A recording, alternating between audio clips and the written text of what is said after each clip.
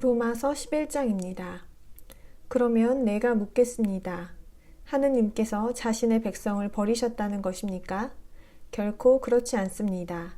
나도 이스라엘 사람이고 아브라함의 자손으로 난 자이며 베냐민 지파 사람입니다. 하느님께서는 처음으로 주의를 기울이신 자신의 백성을 버리지 않으셨습니다. 여러분은 엘리야와 관련해 성경에서 무엇이라고 말하는지 모릅니까? 그는 이스라엘을 고발하여 하느님께 이렇게 탄원했습니다. 여호와여, 그들이 주의 예언자들을 죽이고 주의 제단들을 파헤쳤습니다.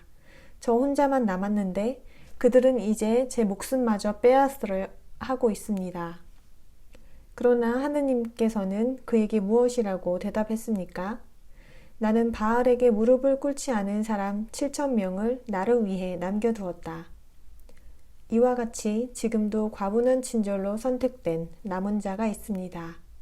그것이 과분한 친절에 의한 것이라면 더 이상 행위로 말미암은 것이 아닙니다. 그렇지 않으면 과분한 친절은 더 이상 과분한 친절이 아닐 것입니다. 그러면 무엇이라고 말할 것입니까? 이스라엘은 자기가 간절히 구하고 있는 것을 얻지 못했지만 선택된 자들은 그것을 얻었습니다. 그 밖의 사람들은 무감각해졌습니다. 이렇게 기록된 것과 같습니다. 하느님께서 오늘날까지 그들에게 깊은 잠의 영과 보지 못하는 눈과 듣지 못하는 귀를 주셨다. 다윗도 말합니다. 그들의 식탁이 그들에게 올무와 덫과 걸림돌과 보응이 되게 하십시오. 그들의 눈이 어두워져 볼 수 없게 하시고 그들의 등이 항상 굽어 있게 하십시오. 그러면 내가 묻겠습니다. 그들이 걸려 넘어져서 완전히 쓰러졌습니까? 결코 그렇지 않습니다. 오히려 그들의 잘못으로 이방 사람들에게 구원이 있게 되었고 그래서 그들이 질투하게 되었습니다. 그런데 그들의 잘못이 세상에 풍성함을 가져오고 그들의 감소가 이방 사람들에게 풍성함을 가져온다면 그들의 수가 온전해질 때는 얼마나 더 큰 풍성함이 있겠습니까? 이제 나는 이방 사람들인 여러분에게 말합니다.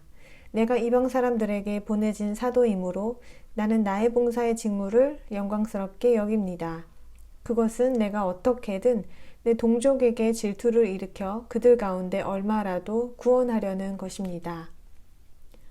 그들이 버림을 받아 세상이 하느님과 화해하게 되었다면 그들이 받아들여질 때에는 어떻게 되겠습니까?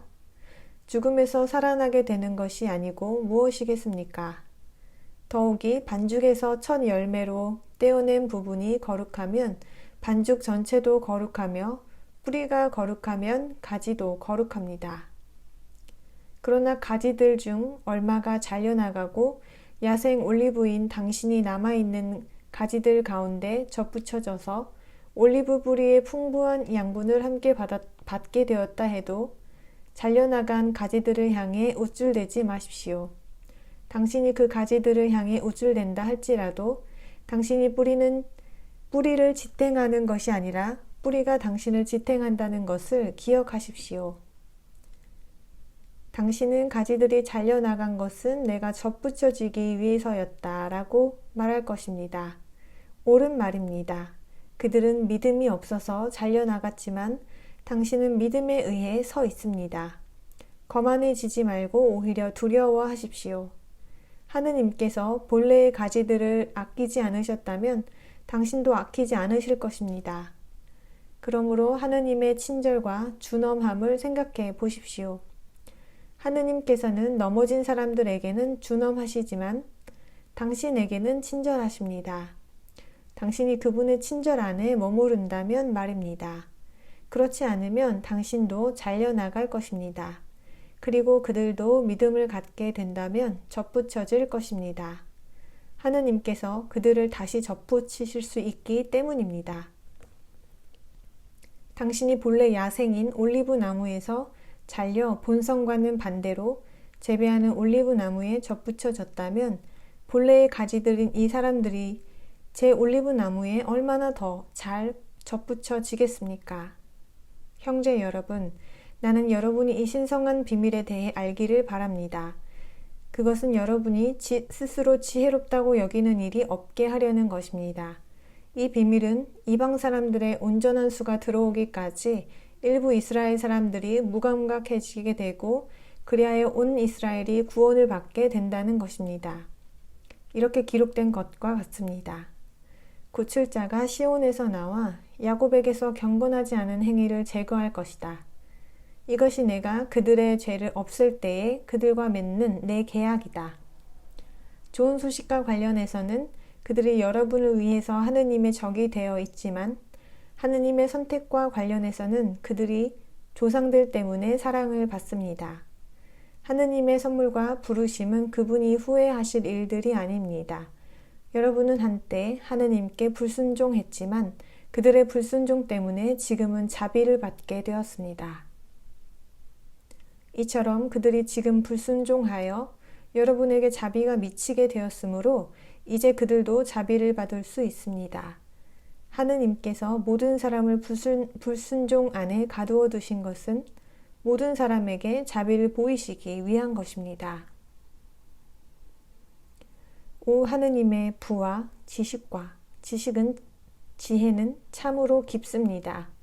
참으로 그분의 판단은 헤아릴 수 없고 그분의 길은 찾아낼 수 없습니다. 누가 여호와의 생각을 알게 되었고 누가 그분의 조언자가 되었습니까?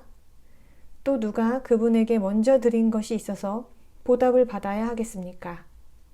모든 것이 그분에게서 나왔고 그분에 의해 그분을 위해 존재하기 때문입니다. 그분에게 영원토록 영광이 있기를 바랍니다. 아멘. 로마서 12장입니다. 그러므로 형제 여러분, 나는 하느님의 동정심으로 여러분에게 호소합니다. 여러분의 몸을 거룩하고 하느님께서 받아들이실 만한 산 희생 제물로 바치십시오. 그것이 여러분이 이지력으로 드리는 신성한 봉사입니다.